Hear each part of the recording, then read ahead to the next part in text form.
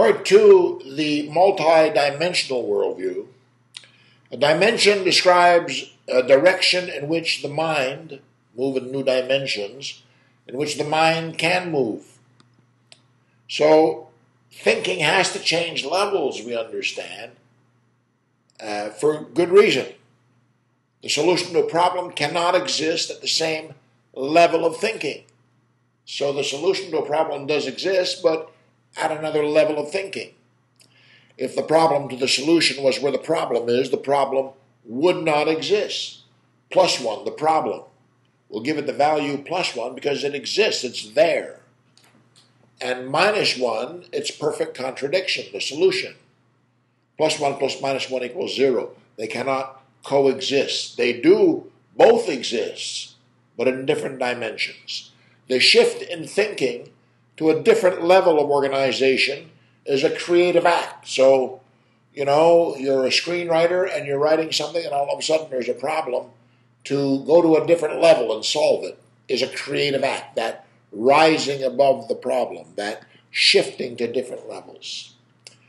The first 8 levels or dimensions in the universe, or the levels of organization in nature, depending how you see it. The secret of the spheres, the material level, matter, things we can see and touch and feel. But immediately the biological level, the we that are doing the touching and the feeling. We just saw biochemistry and perception. And then the molecular level. This bio is life, it's quantum. That molecular quantum is intelligent. And then the atomic level. And I've mentioned how you can go on YouTube and watch the incredible power released. And the subatomic level. And everything we know now and where we're going in terms of computer and instant technology and info highways and all of this. The energy level. And the level of causal forces. And then the level of quantum fusion. So there are 8 dimensions in which we can move. Each of them is a closed loop system. So we're talking about the material dimension. If all we're looking at is money, of course, raping the earth makes perfect sense. Absolutely, no problem. We'll rip the tar sands out, no problem. It's all material, it'll all be recycles. We'll make building and bricks and leave a moonscape, I'm supposing. All the material, matter, and all the physical forms, including the past. And I think, most amusingly of all, the chase for money, all of that very, very important gold and stuff, matter. And then what does it matter ultimately? A solid gravestone better than the next guy's. By the material dimension. We can't stay on that closed loop. The loop above is the biological dimension. And that's life's quantum. All its biochemical forms, all of that matter, but the matter that comes together to make life. Not accelerated decay, death, no, life. So the biosphere, we can't harm it. This is a closed system. If we harm the biosphere, we die. And of course the biosphere means forests and oceans and species, because all of them together really are this chemical soup that creation has produced. And wow, what kind of arrogance for us to think that the chemistry is off and that we can do better. So far, Big Pharma will tell you, no, it's not quite true. We can't do better. We can't just mix chemicals and arrive at intelligent compounds. No, nature does this. So life's quantum in all its forms in a constant now, in this real-time soup called life. And then we look at the molecular dimension. Because anything you want to know about life, well, okay, what's the intent? Where do we go? How do we know? So we look at the frame behind that physical, the molecular dimension. And there we see nature organized in patterns, including, most wondrous, DNA intelligence. Can you imagine a sperm and an egg, and bingo, a human being is created. And 50 billion neurons, and wow, such incredible intelligence that we can see. And we can see it self-organized, and we can see it self-repair, and we can see it self-protect, and we can see it, wow, this is really an intelligent system. And to understand that system, an atomic dimension. This is where mass is self-organized in terms of universal principles. Universal principle means it's always true all the time. And it's always true all the time that the universe itself is digital.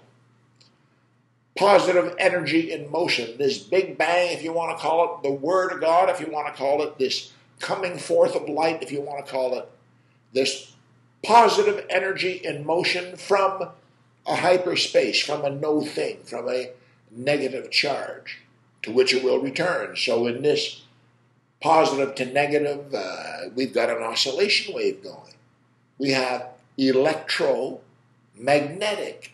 We have this going forth of the energy, electro, but acquiring memory, magnetic, along the way, and thereby self-correcting. And we've got to look into the center of that atomic dimension to understand the subatomic dimension. And here is where all that we understand becomes magical and spiritual. Because the formula E equals HF is Planck's constant, quantum physics. And it says that that particle that we're looking at, that seems like a thing, if we stop looking at it, it will continue to move because it is a wave of energy until we look at it again, and then it'll collapse and become a thing. So our perception matters. Our perception matters. I once told my life partner, Susie, that before we were done, that we'd say everything beautiful and everything stupid to ourselves. And depending on where we stopped the dialogue, that would be whether we had a successful relationship or not. Where do you put your perception for it to matter? If you identify that as that, it is that. And we saw that even in our own left brain, right brain mechanism, but here it is subatomically. It is not particle or wave. It is particle wave. It is both. It is a wave of quantum potential, and then it is something if we want it to be. And how come or why or whatever, we have to shift dimensions again. We have to see it as what it is, energy. We have to see ourselves as what we are, energy. E equals mc squared, said Einstein. Yes, we understood it. We looked over there, but it's quantum energy. It's indivisible. It's everywhere all the time. It's not even something we have to become. It's something that we are. The only thing that has to shift is our perception as we examine ourselves at this level, in this dimension, where we are limitless oscillations of vibrating energy. We are the creative LOVE, the creative love of God, the manifestation of the Big Bang or the incoming Word of God, the love, the limitless oscillations of vibrating energy. We are, in the sixth dimension, that. And then, how do we understand ourselves to be that? How can we see ourselves at that? How can we, prove that we're that? Or, what do we know about that? Or how can we benefit from that at the next dimension, the causal? If you saw yourself as a causal force, certainly what you are causing, you'd be a little nicer to yourself, I'm sure. Would we destroy really our home planet if we knew that that's what we were doing? But if we're only focusing on a material level, it makes sense. But wait a minute now. There's a biological level, and if we start taking that quantum weave of life apart, it'll fall apart on us. Dead planet. And why? Because it's organized that way. It's don't take it personal. It's just the way the molecules are. You change the molecular structure, you're changing everything. Causal. This love, this limitless oscillations of vibrating energy, this energy of the universe and ourselves. We're not random out there and floating around empty space like water in the ocean. We are contained as forces. The gravitational force, the electromagnetic forces, they make the continuum, the world, the out there. And then the binding force, or the strong nuclear it's called, and the radioactive force, or the weak nuclear, they make things out of that continuum.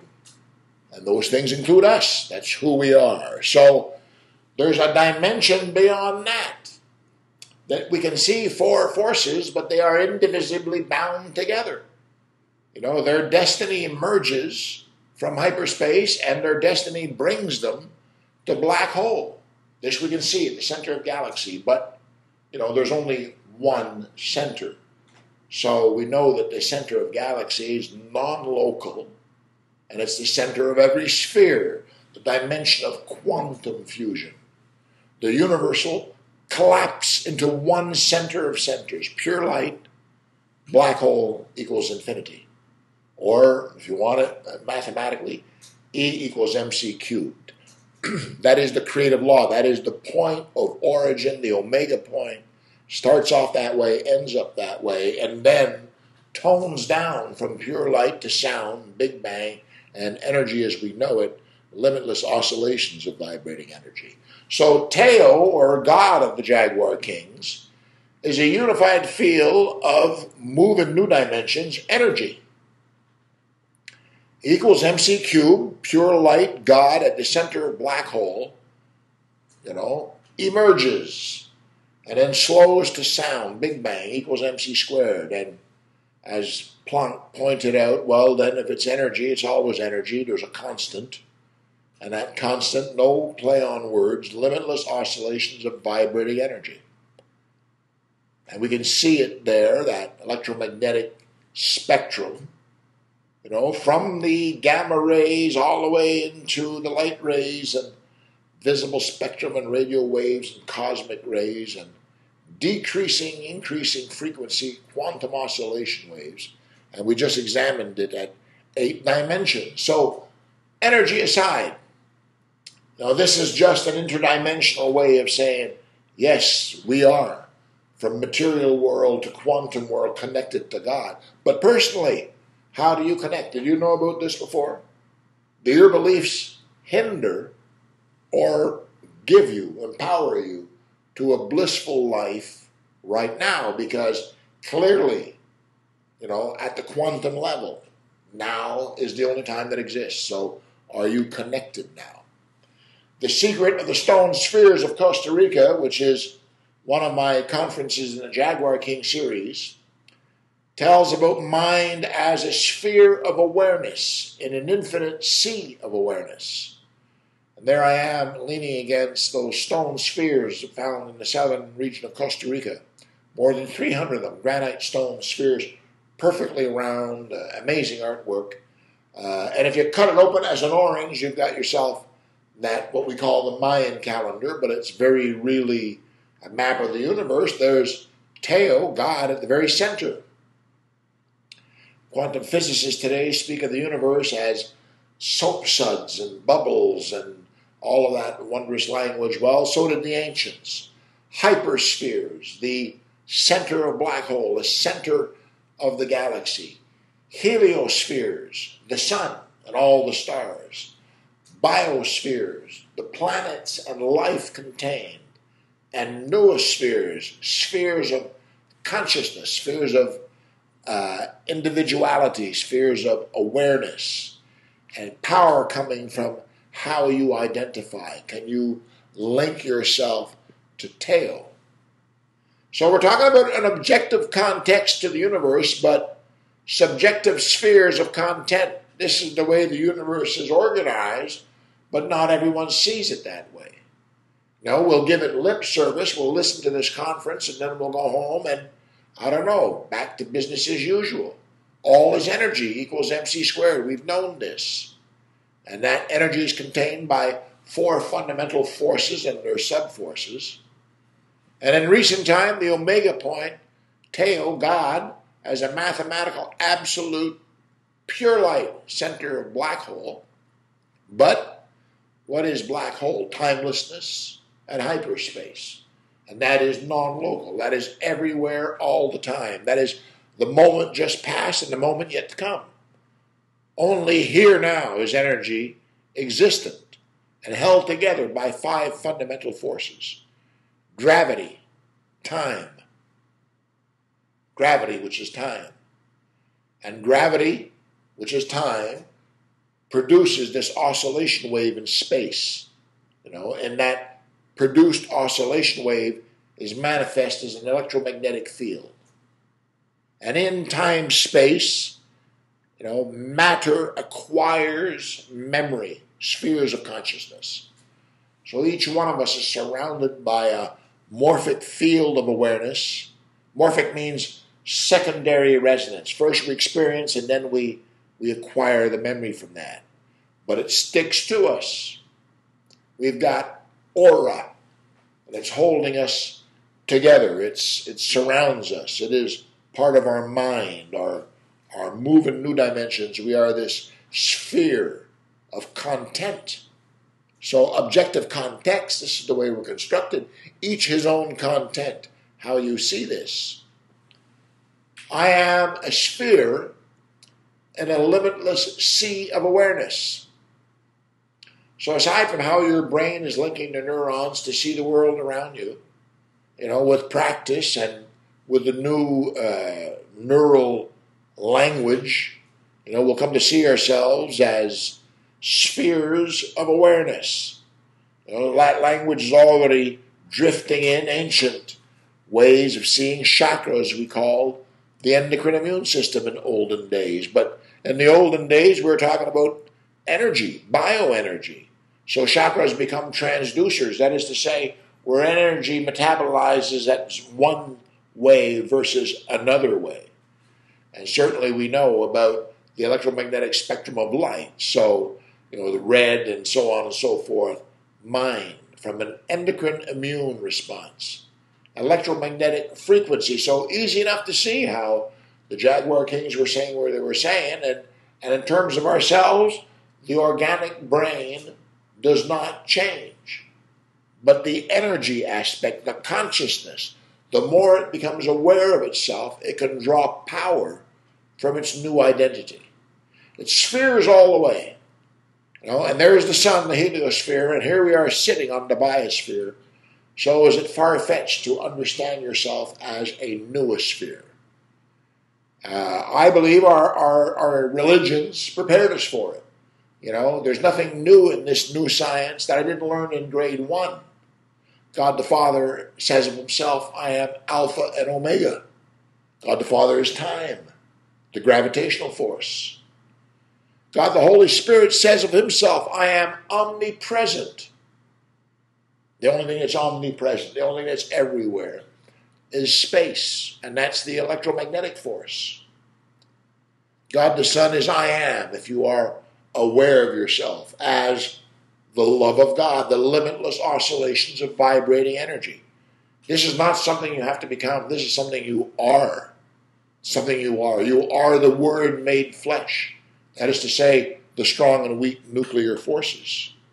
So beyond the inner dialogue, beyond the stories the brain may be telling itself, the mind, moving new dimensions, energy, consciousness, is indivisibly linked to the power of God at the center of your own noosphere. The ancients had an interesting way of looking at it. They call the energy of awareness at large, all of it, ku. But the energy concentrated and focused in the human nervous system was hunabku. Awareness, and awareness focused as creator's intent. And that's easy to see in the formula. Energy contained equals force. Think of a fire hose, for example. The fact that there's tremendous force coming out of that nozzle is because water is being contained by the hose.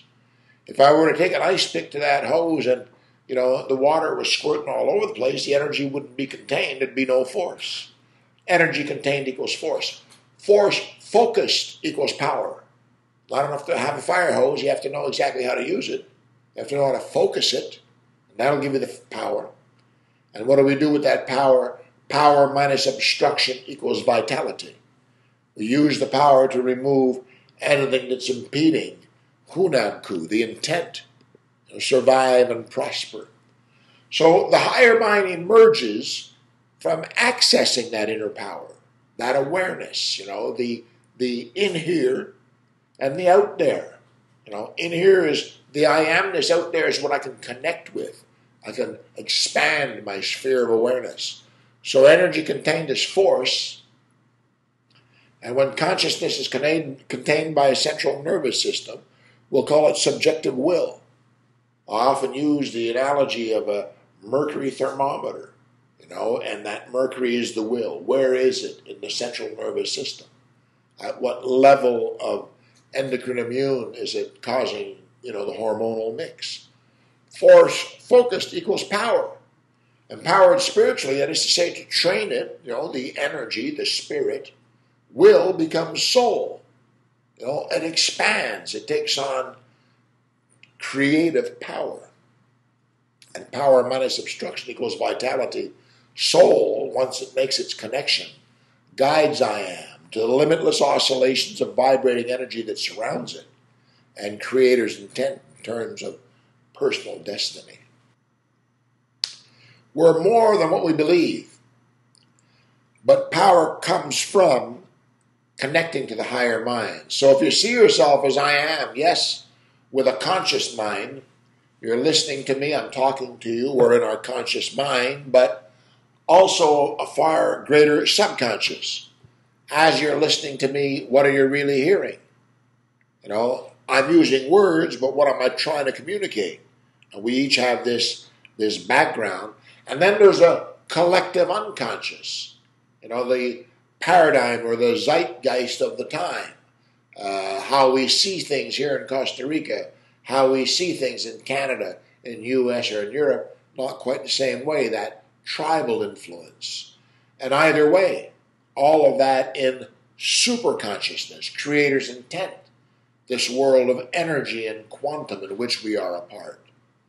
So I am is surrounded by this infinite potential.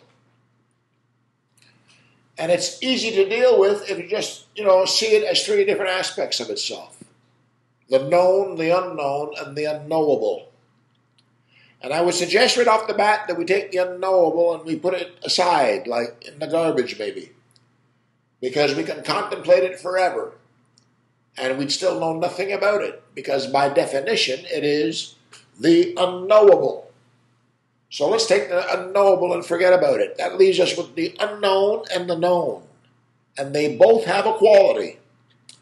The quality of the unknown is that it is not the unknowable. It can become known. The unknown will become known if we question it, if we challenge it, if we stare it down. It reveals itself. The quality of the known is that it is not universal.